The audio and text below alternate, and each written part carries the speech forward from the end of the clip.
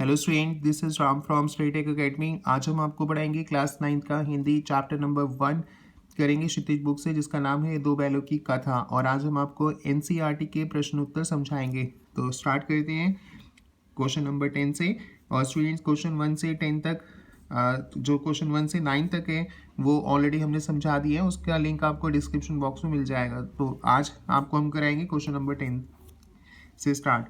तो प्रश्न इस तरह से है, गया ने हीरा मोती को दोनों बार सूखा भूसा खाने के लिए दिया क्योंकि, और ये आपको 1 मार्क्स में पूछा जा सकता है। इसके 4 ऑप्शंस दिए गए हैं। क है, गया पराये बैलों पर अधिक खर्च नहीं करना चाहता था, तो ये गलत है।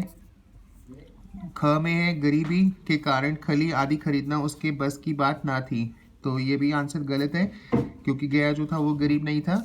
इसके बाद है ग, वह हीरा मोती के व्यवहार से बहुत दुखी था, तो ये जो आंसर है स्टूडेंट्स, ये इसका राइट आंसर ग है। गया ने हीरा मोती को दोनों बार सूखा खाने के लिए इसलिए दिया क्योंकि वह हीरा मोती के व्यवहार से बहुत दुखी था।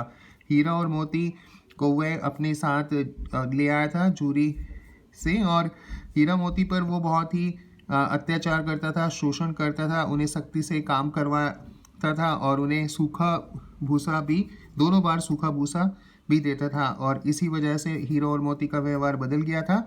और आप स्टूडेंट्स, हीरा और मोती तो बैल है, पशु हैं। अगर आप पशु को प्रेम देंगे तो ही वो आपको बदले में प्रेम देंगे। अगर ऐसा नहीं करते हैं तो फिर पशु भी हमारे साथ व्यवहार सही नहीं रखते हैं। तो हीरा और मोती का व्यवहार जो गया के लिए था बहुत ही वो अच्छा नहीं था, क्योंकि उन्हें वो हीरा जो है उनका शोषण और उनके ऊपर अत्याचार करता था। तो इसी वजह से गया जो था हीरा और मोती को दोनों बार सूखा भूसा खाने के लिए दिया करता था, क्योंकि वह हीरा और मोती के व्यवहार से बहुत दुखी था। तो वी होप आपको ये समझ आ गया ग। इसके बाद घाय उसे खली आदि सामग्री की जानकारी नहीं थी, तो ये भी गलत है। अब आते हैं अगले क्वेश्चन पे, प्रश्न 11 पे, जो कि एक बहुत ही इंपॉर्टेंट क्वेश्चन है। यह आपसे 2 या 3 मार्क्स में पूछा जा सकता है। क्वेश्चन इस तरह से है, हीरा और मोती ने शोषण के खिलाफ आवाज़ उठाई, उसके लिए प्रताड़ना भी सही।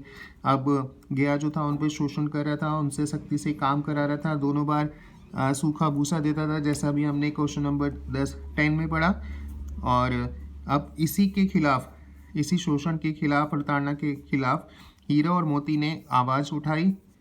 तो आपको अब बताना है, अपने विचार प्रकट करने हैं। हीरा और मोती ने इस प्रतिक्रिया पर तर्क सहित विचार प्रकट करें। तो ये प्रश्न है और इसका उत्तर आप लिख सकते हैं, बहुत ही आसान है। इसका उत्तर आपको इस तरह से लिखना है, हीरा और मोती पर बहुत अत्याचार किए गए।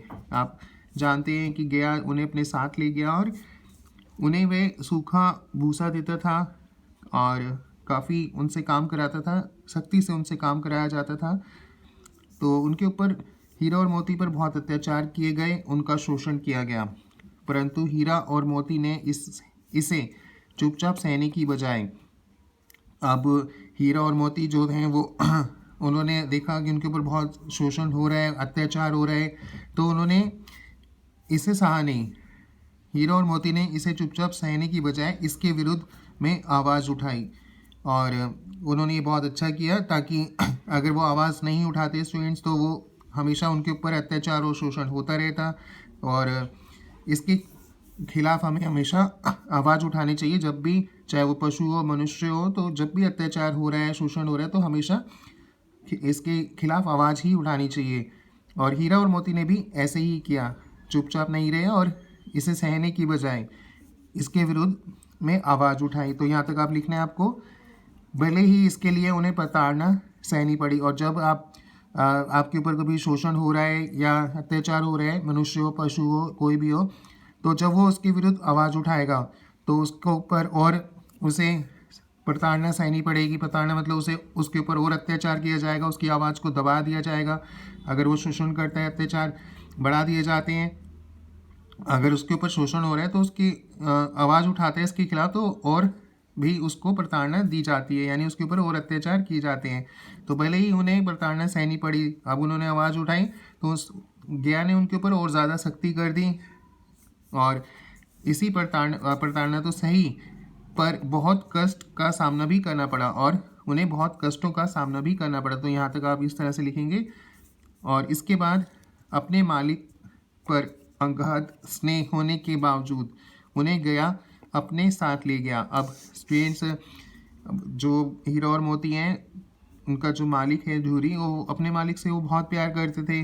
और अब उनके इतने प्यार के साथ उन्हें खाना वहाँ पर मिलता था, सूखा भूसा नहीं मिलता था, और उनका ख्याल रखा जाता था। झूरी जो है उनसे बहुत प्रेम करता था और उनका बहुत ख्याल रखता था। तो अपने मालिक पर अगाध स्नेह होने के बावजूद अब अपने मालिक से बहुत प्यार करते थे, उन्हें गया अपने साथ ले गया। फिर भी गया, उन्हें साथ ले गया। और हीरा और मोती को तो यह मंजूर नहीं था कि वो अपने मालिक को छोड़कर जाएं, परंतु फिर भी अपने मालिक के लिए, अब उनका अपने मालिक से बहुत ही प्रेम था, अत्यंत प्रेम था, तो अपने मालिक के लिए ही गया के साथ जाने को तैयार हो जाते हैं और वो गया के साथ चले जाते हैं। जैसा आपने पढ़ा है, कांजी हाउस में चले जाते हैं। गया का व्यवहार उनके प्रति कुछ ठीक ना था। जैसे कि हमने पढ़ा कि हीरा और मोती पर बहुत अत्याचार किए गए। तो ये अत्याचार और उनका शोषण कौन कर रहा था? गया ही कर रहा था। कांजी हाउस में गया का व्यवहार उनके प्रति कुछ ठीक ना था। वह उन्हें दिन भर भूखा रखता तथा सख्ती से पूरा काम करवाता था, और अब उन्हें खाने को कुछ दिया नहीं जाता था और बहुत ज़्यादा काम कराना पड़ता था। नहीं करते थे, उन्हें मारा भी जाता था, उन पर सख्ती भी की जाती थी, से पूरा काम करवाता था। पशुओं के प्रति मनुष्य का यह व्यवहार अनुचित है। तो मनुष्य को ऐसा बिल्कुल नहीं करना चाहिए कि पशुओं से अगर कोई काम करवाना है या उनसे कोई भी अगर हल जुतवाने हैं, जैसे बैल हैं, तो उनके ऊपर सख्ती नहीं करनी चाहिए, उन्हें भरपेट खाना देना चाहिए। और अगर मनुष्य ऐसा करते हैं तो ये व्यवहार मनुष्य का अनुचित है। और जब सहन शक्ति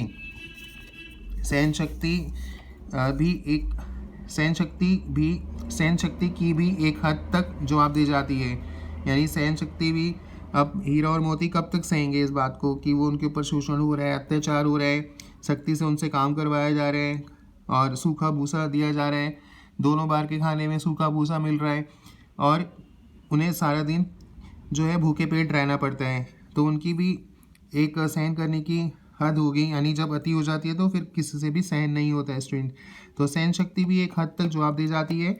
हीरा और मोती के साथ भी कुछ ऐसा ही हुआ, और इसका एग्जाम्पल हीरा और मोती है। जब इनको इतना शोषण सहना पड़ा, अत्याचार सहना पड़ा, तो उनकी भी सहन शक्ति जवाब दे गई और उनके असंतोष ने विद्रोह का रूप ले लिया। ऐसा होना स्वाभाविक है। और फिर उन्होंने कांजी हाउस से भागने की कोशिश की, विद्रोह किया, और ऐसा होना तो स्वाभाविक ही है, क्योंकि जब किसी पे अत्याचार होंगे और हद से ज़्यादा अत्याचार होंगे, उनको शोषण होगा, तो वो इसका विरोध का रूप ले लिया जाता है, और ऐसा होना तो स्वाभाविक ही होता है। तो ये इसका उत्तर है। तो इस तरह से आप लिख सकते हैं और आपको फुल मार्क्स मिल जाएंगे। तो वी होप आपको समझ आ गया। वीडियो को लाइक करना, चैनल को भी सब्सक्राइब करना, बेल आइकन को भी हिट करना और अपने फ्रेंड्स को भी ज़रूर शेयर करें। Bye students and have a good day.